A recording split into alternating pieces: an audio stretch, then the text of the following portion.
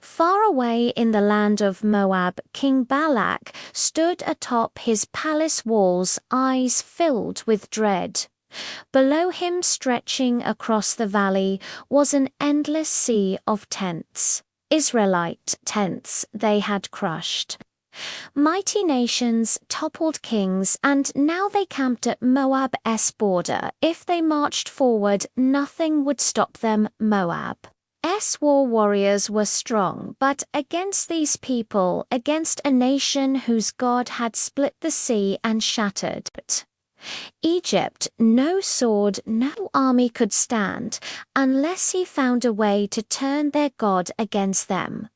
Balaam sent messengers riding hard through the deserts.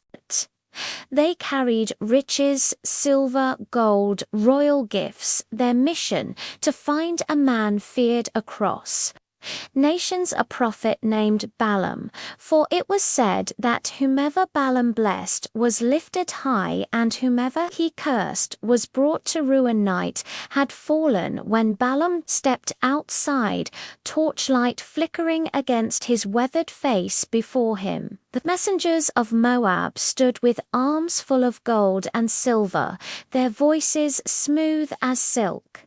King Balak offers you great riches, Balaam. Come and curse Israel for him, and he will reward you beyond measure.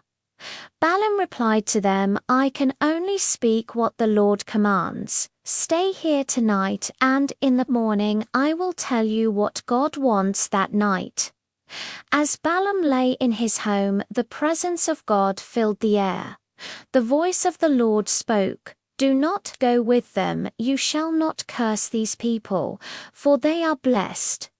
The answer was clear. The next morning he stood before the messengers and said, Go back to your king, the Lord has refused to let me go. The messengers returned to King Balak with Balaam's refusal. But he was not a man who accepted defeat. He sent more officials. Greater in rank, richer in gifts, this was no mere request anymore. It was a summons from a king. The messengers arrived and urged, Let nothing keep you from coming to me. The king will reward you greatly. Name your price, and it shall be yours. Balaam answered, Even if Balak gave me his palace full of gold, I cannot go beyond what the Lord commands. Yet that night Balaam asked God again, and this time the answer was different. Go with them, but only speak the words I give you. And so, before dawn, Balaam saddled his donkey and set out for Moab, unaware that the road ahead would test more than just his obedience. By the way, if you find any of these videos interesting or enjoyable, please consider subscribing. These take a long time to make, and it really helps out. The morning sun blazed over the dry earth, and the road ahead seemed clear. Then suddenly the donkey stopped. Balaam frowned and pulled the reins. Move, he sneered, but the animal refused because it saw what Balak could not before them, unseen to human eyes. A warrior stood, a being not of this world, a towering angel. Balaam struck the donkey once, twice, and again. Move, you stubborn beast, he shouted, ready to strike again. Then, as he was ready to strike again, the donkey suddenly spoke. What have I done to you, that you have struck me 3 times? The words froze Balak mid-swing, but instead of recoiling in shock, he answered without thinking, Because you have made a fool of me. Balaam snapped, If I had a sword I would kill you. The donkey's voice remained calm. Have I ever done this to you before? Balaam hesitated. No, never. Then Balaam's eyes were opened, and before him stood the angel of the Lord's sword, drawn, radiating a fearsome presence that made the earth itself tremble, he fell to his knees, his heart pounding in terror. The angel spoke to him, "Why have you beaten your donkey 3 times?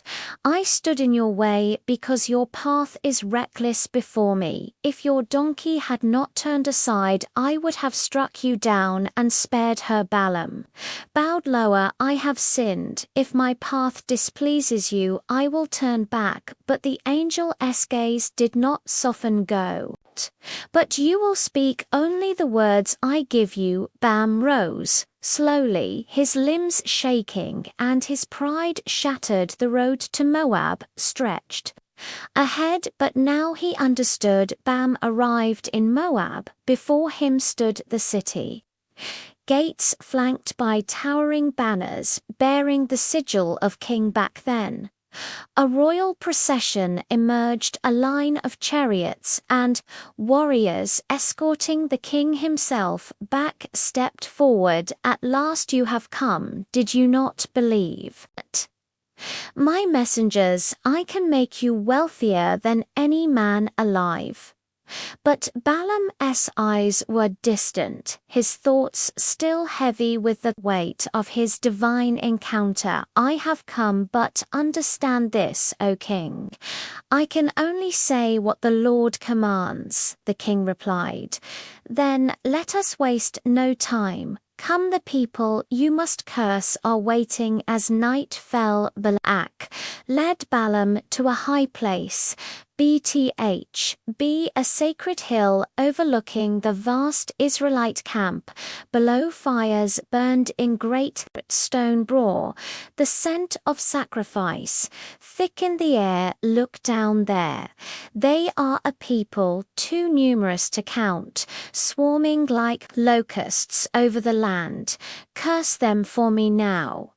Balaam stepped forward, but instead of lifting his voice in a curse, he turned his face to the heavens, and the Lord spoke to him. Then he opened his mouth, and instead of a curse, a blessing poured forth from the king's eye.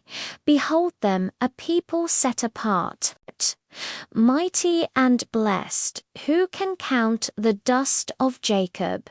Who can number even a fourth of Israel?" Balak's fists clenched, his jaw tightened, and he turned sharply. "What are you doing? I brought you to curse them, not bless them." Balaam's voice did not waver. "Must I not speak what the Lord commands?" The king's face darkened. "Come, we will try again. Another place and another chance. Perhaps their God will permit a curse." But Balaam already knew the answer. The Lord had spoken, and no man, not even a king, could change it. Balak led Balaam to another high place, Pisgah, where ancient altars stood against the starlit sky. The priests prepared 7 more sacrifices with his voice. Taught with expectation, the king said, "Perhaps here the Lord will let you curse them." Balaam stood before the offerings, eyes closed, waiting, and once again, when he opened his mouth, a blessing came forth.